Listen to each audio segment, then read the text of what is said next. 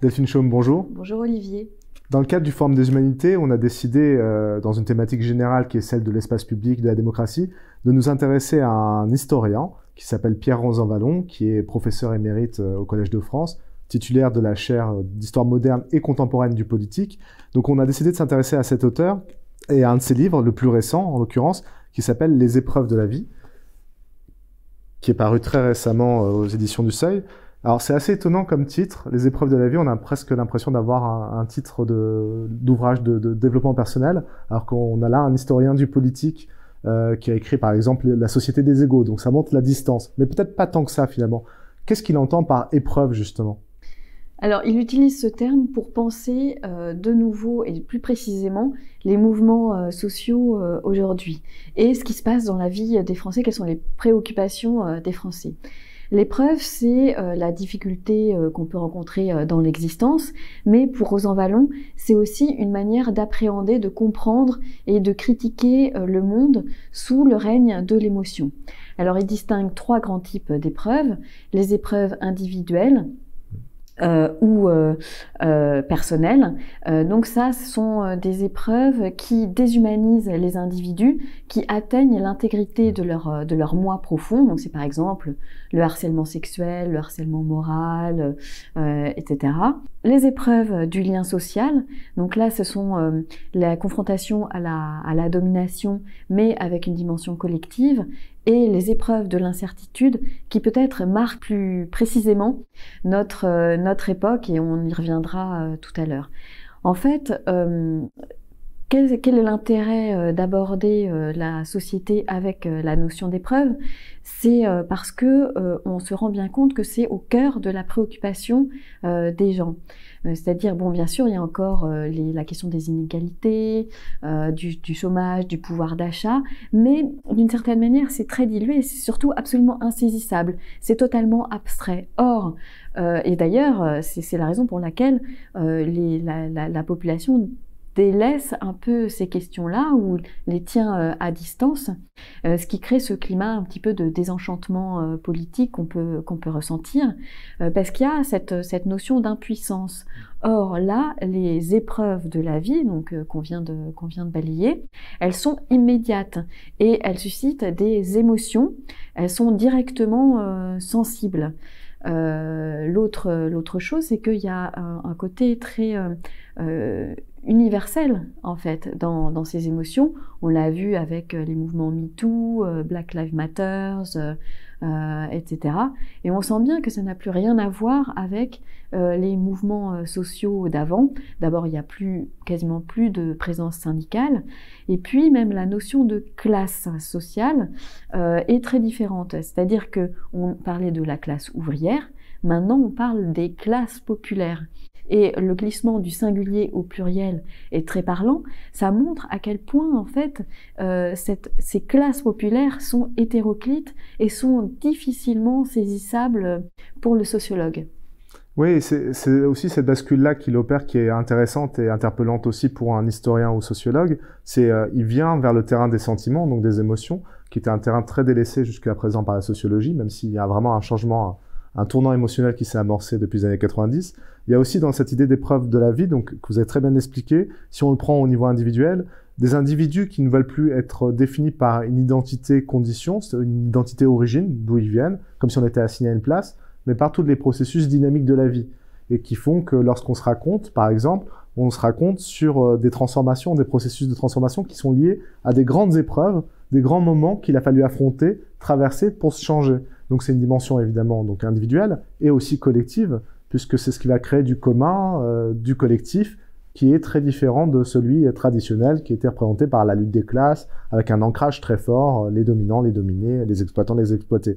Et justement, ce brouillage des lignes, on le retrouve dans un conflit ou dans une lutte sociale qui est apparue récemment et qui a été très difficile à saisir sociologiquement, c'est celui des Gilets jaunes. Et là, pour lui, il y a vraiment quelque chose de l'ordre du nouveau rapport à la politique qui se noue, qui est tissé ou créé par une société dite du mépris.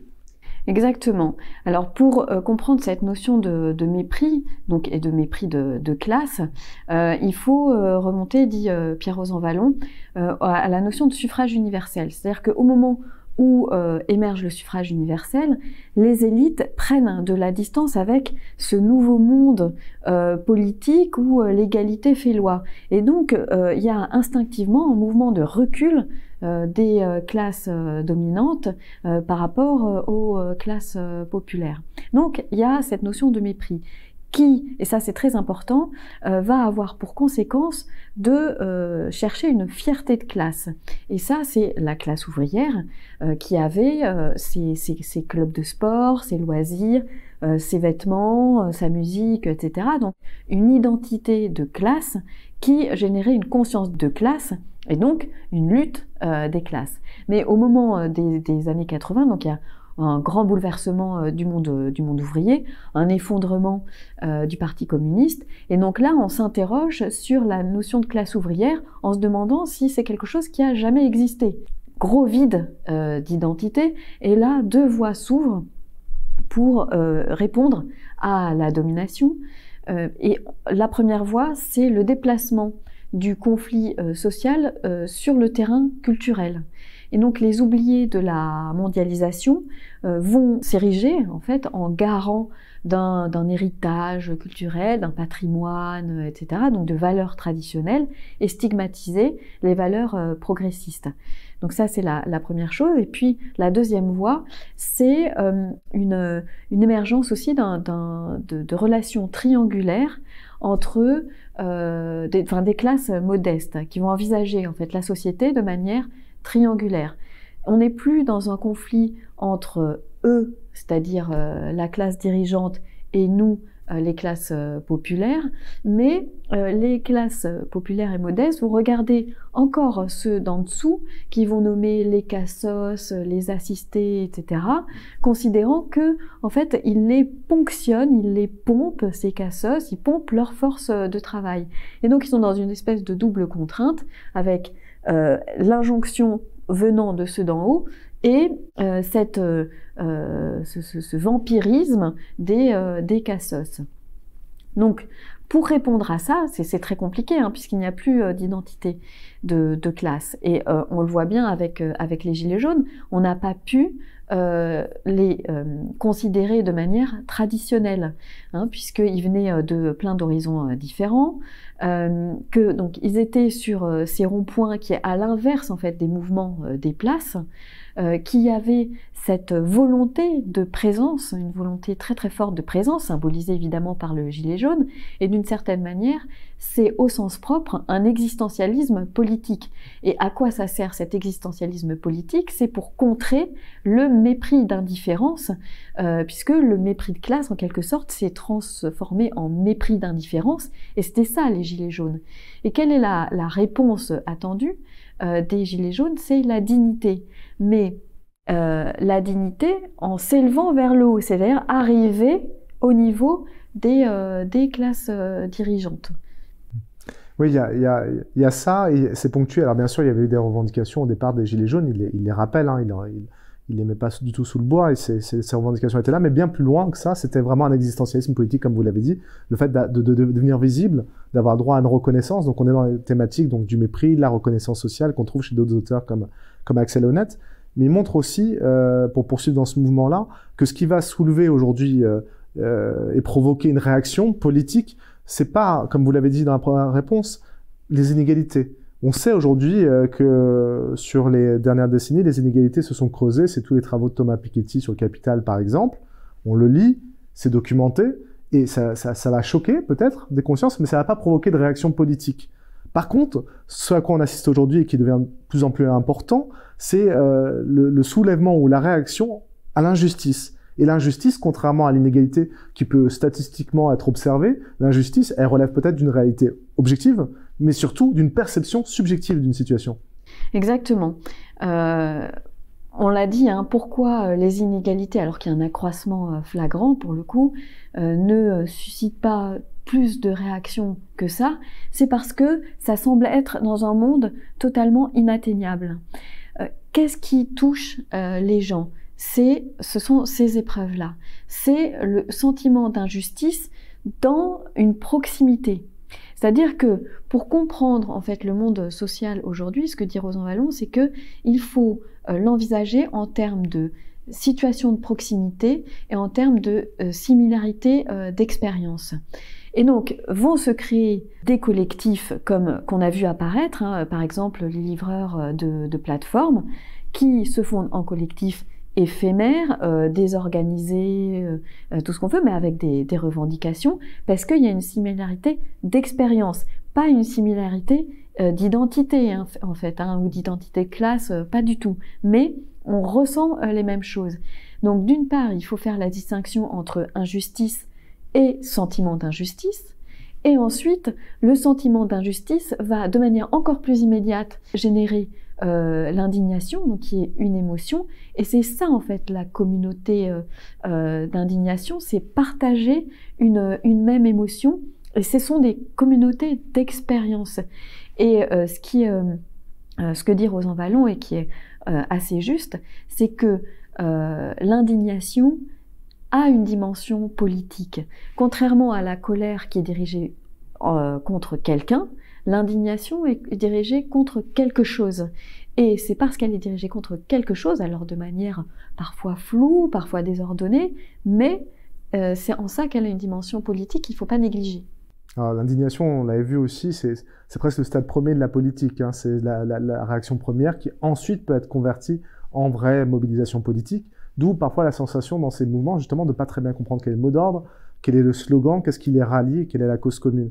Il y a un autre trait aussi qui est frappant, vous le dites, voilà, c'est plus une classe sociale qui est structurée, c'est des individus, des personnes qui vont se regrouper face à une expérience ou une épreuve commune. Et ça renvoie à la question de l'individualisme et de l'individualité. Il le dit d'ailleurs, il dit voilà, de façon un peu grossière, on a tendance à croire que l'individu ou l'individualisme contemporain, c'est une sorte de soustraction ou de retrait de la communauté. Il dit pas du tout.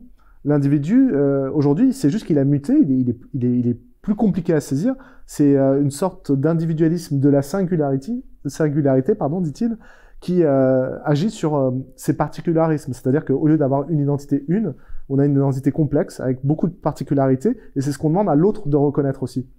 Oui, pour revenir sur la question de l'injustice, parce que c'est lié, Pierre-Rosan Vallon distingue deux types d'injustice qui génèrent de l'indignation. L'injustice de situation, donc c'est par exemple les agriculteurs et l'utilisation des pesticides. Donc il y a une demande de dérogation de la part des agriculteurs parce que avec le sentiment que ceux de qui viennent les directives ne comprennent pas leur situation. Et très intéressant, l'injustice de position, c'est l'écart entre la norme d'un individu et une autorité. Donc, si on prend le monde du travail, c'est parce qu'il y a une mutation du capitalisme qui va rejoindre la question de l'individualité. C'est-à-dire que on est passé d'un capitalisme d'organisation à un capitalisme d'innovation.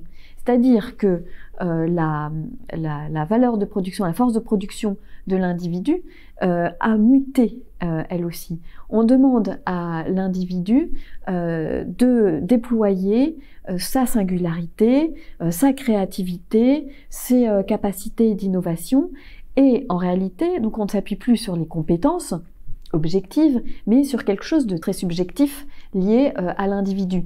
Ce qui génère en fait des différences de traitement, donc un sentiment d'injustice, voilà. Donc c'est un terrain qui a été très préparé de cet individualisme. Et, pardon, je rajoute une chose que je trouvais très intéressante, c'est dans ce qui décrit l'individualisme de la singularité, il y a aussi une société qui est de plus en plus fine, puisque des particules individuelles comme ça, des mesures, des instruments de capture de cette individualité qui sont de plus en plus fins, on l'a vu notamment avec les algorithmes par exemple, et donc du coup une distorsion et une fracture entre des grandes normes, par exemple abstraites, et la situation personnelle et sa perception, c'est-à-dire qu'il paraît intolérable que ma situation ne soit pas prise en charge dans sa particularité par la norme abstraite et générale. Donc là, on a un problème du politique, hein, vraiment. Et complètement. Et d'ailleurs, il y a tout un pan de l'ouvrage de Pierre-Rosan Vallon qui revient sur la question de la discrimination, et là on est au cœur de cette question. La discrimination, c'est une notion qui apparaît dans le code pénal au début des années 90. Qu'est-ce que c'est ? Ça s'appuie sur des critères objectifs, le sexe, le handicap, l'origine, et sur l'exercice des libertés. Et le problème, en fait, de la question de la discrimination, c'est que pour catégoriser les faits, c'est extrêmement compliqué. Comment est-ce que vous allez prouver? Par exemple, dans la recherche d'un appartement, dans la location d'un appartement, deux personnes, un noir et un blanc, à revenus égaux, c'est le blanc qui a l'appartement. Est-ce que c'est parce que l'autre était noir? C'est très très difficile à prouver. Donc il y a un écart entre le sentiment d'avoir subi une discrimination et la reconnaissance légale. Donc, évidemment, là, il y a le ressentiment, c'est le terreau au ressentiment. Et ce qu'il faut bien comprendre aussi, c'est que on est dans un monde où on a un idéal d'égalité. On n'est plus au Moyen-Âge avec les États, la noblesse, le tiers-État et les clergés. On n'est pas en Inde avec un système de caste. On considère ici que l'individu maîtrise son destin, en quelque sorte. Mais qu'est-ce que ça provoque, ça? Ça veut dire que ça définit un type de société, cet idéal d'égalité, qui ne soit pas un universalisme abstrait, c'est pas non plus un communautarisme identitaire, c'est la reconnaissance des particularités, des singularités de chacun, et c'est ça qui peut faire société. Sauf que si ma singularité ou mes particularités doivent être reconnues positivement, si elles ne sont pas reconnues positivement mais négativement, c'est moi qu'on nie. Et les personnes qui ont le sentiment ou qui sont discriminées se retrouvent dans une sorte de double contrainte, c'est-à-dire que à la fois leurs particularités sont assimilées négativement, et en même temps, on leur refuse d'être des individus quelconques. Donc, elles se sentent doublement exclues. Donc, ça fait émerger, là encore, des communautés de singularité, si on peut dire, des communautés aussi d'expérience, donc toujours horizontales, toujours éphémères, ou moins éphémères, mais en tout cas volatiles. Et surtout paradoxal, parce que pour combattre la discrimination, elles doivent mettre, ces personnes ou ces communautés, mettre en avant précisément le signe particulier qui pose problème et s'appuyer dessus. Et donc, quelle est la réponse à cette question pour Pierre Rosanvallon? C'est la reconnaissance. Et le besoin de reconnaissance est absolument immense, c'est peut-être un des traits de notre époque, que ce soit au niveau collectif ou au niveau individuel. Et on le voit bien, donc, si on prend l'exemple de la Gay Pride, qui a été renommée en 2011 Marche des fiertés, et fierté comme la fierté de la classe ouvrière. Donc en fait, il y a cette demande de reconnaissance, de dignité, de fierté, mais ce sont les modalités qui montrent le glissement. Il y a cette chose intéressante que vous avez soulignée aussi, et qui peut paraître contre-intuitive pour certains, c'est que ces aspirations multiples qui émergent sont le fruit, selon Rosanvallon, d'une aspiration et d'une pétition d'égalité. C'est-à-dire que plus la société tend vers l'égalité, plus il va y avoir des revendications particulières. Donc ça permet d'avoir une lecture un peu différente. Enfin, vu un certain nombre d'affects, on a vu le mépris, la recherche de dignité, et il y en a aussi un qui est très fort dans les temps actuels, c'est celui lié à l'anxiété. Nous sommes dans des régimes anxieux qui sont liés là à la question qui est commune de l'avenir. Et la gestion de l'avenir, et la gestion du risque, et la gestion, on l'a vu avec la pandémie, c'est-à-dire des choses qui vont menacer, on revient à la menace existentielle, et la menace humanitaire. C'est l'homme qui est en jeu. Oui, c'est ça. Donc on est face à une sorte de gouffre. Évidemment, la pandémie de Covid-19 a accéléré un mouvement qui était déjà en germe dans la société. Je me demande si c'est pas la partie la plus intéressante du livre de Pierre Rosanvallon sur cette question. Là encore, il faut remonter en fait un peu loin dans l'histoire, c'est-à-dire que à partir de la Révolution, il fallait associer le principe de solidarité, qui est que la société a une dette envers ses membres, elle leur doit quelque chose, et le principe de responsabilité, c'est-à-dire que l'individu est maître de sa vie. Progressivement, on s'est rendu compte que certains éléments qu'on imputait à la responsabilité ne pouvaient pas être imputés aux individus. Donc c'est pour ça qu'on a créé la notion de risque. Par exemple, un accident du travail, c'est le risque de la société industrielle. De plus en plus, en fait, la question de l'État-providence donc assurantielle, puisque donc c'est assuré donc ces risques-là, est devenue de moins en moins évidente, avec le chômage de masse, la désindustrialisation de certaines régions, mais aussi au sein de la cellule familiale. La cellule familiale est beaucoup moins stable qu'il y a des décennies, elle est très très mouvante. Et donc, il y a certains mots, et c'est très intéressant ça, qui ont émergé pour définir une frange de la population qui étaient des nouveaux pauvres, on a dit des nouveaux riches, mais des nouveaux pauvres, c'est-à-dire où on n'arrivait pas à vraiment les catégoriser. Donc, désaffiliation, vulnérabilité, voilà, c'est des mots très importants qui ont émergé au tournant du XXIe siècle, et le mot de précarité. Et ce mot de précarité, en fait, il désigne à la fois, c'est comme si c'était une nouvelle condition sociale, d'ailleurs on dit les précaires, et c'est aussi une manière d'envisager le monde comme étant empreint, complètement innervé d'incertitude. Parce que effectivement, comme vous l'avez dit, là, on n'est plus dans la réflexion pour la construction d'un monde nouveau. Il s'agit déjà de sauver celui-là et de sauver l'espèce humaine de l'extinction. Donc, on est vraiment dans quelque chose de très très anxiogène pour le coup. Et qui fait qu'on est en dehors de toute rationalisation. Il prend l'exemple du déclassement. Donc, qu'est-ce que c'est que le déclassement? Il y a une crainte absolue du déclassement, c'est-à-dire donc de descendre d'une classe sociale. Et par exemple, des étudiants qui ont chèrement acquis des diplômes et qui se retrouvent sans emploi. Il cite un chiffre, c'est qu'il n'y a que 3% aujourd'hui de parents qui pensent que leurs enfants va monter dans la classification sociale. Or, le déclassement n'est pas aussi terrible aujourd'hui dans les chiffres, dans les faits, que la perception qu'en ont les gens. C'est-à-dire qu'il y a un écart monumental entre les faits et la peur qu'ils en ont. C'est un exemple pour montrer qu'effectivement, pour Pierre Rosanvallon, on peut catégoriser notre époque comme l'ère de l'anxiété. Et qu'est-ce que c'est que l'anxiété par rapport à la peur? La peur, en fait, a une dimension cognitive. Elle s'appuie sur des faits, sur des connaissances, sur quelque chose de tangible. L'anxiété, non. L'anxiété n'a pas d'objet réel. L'anxiété, c'est quelque chose de diffus, mais qui imprègne l'individu. C'est en fait le stade ultime de l'incertitude, d'une certaine manière.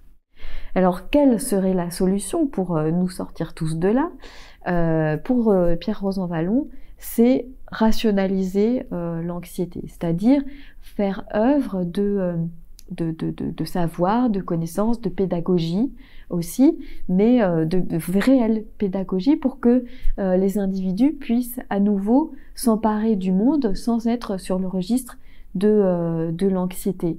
Pour saisir aussi ce que vivent les autres, sans qu'ils soient des statistiques, sans qu'ils soient des individus opaques. Et pour ça, que ce soit pour la rationalisation ou pour saisir en fait le monde social, notamment pour les élites, et ben pour Pierre Rosanvallon, ça peut passer par la littérature. Et il prend l'exemple des livres de Florence Aubenas, qui a été sur des terrains que ses lecteurs ne pouvaient pas forcément imaginer. Donc, il y a des solutions, mais encore faut-il comprendre le monde social tel qu'il est aujourd'hui, et la notion d'épreuve, en tout cas, est une des pistes. Delphine, je vous propose de nous arrêter sur cette invitation à la curiosité et à l'ouverture d'esprit. Merci Delphine. Merci Olivier.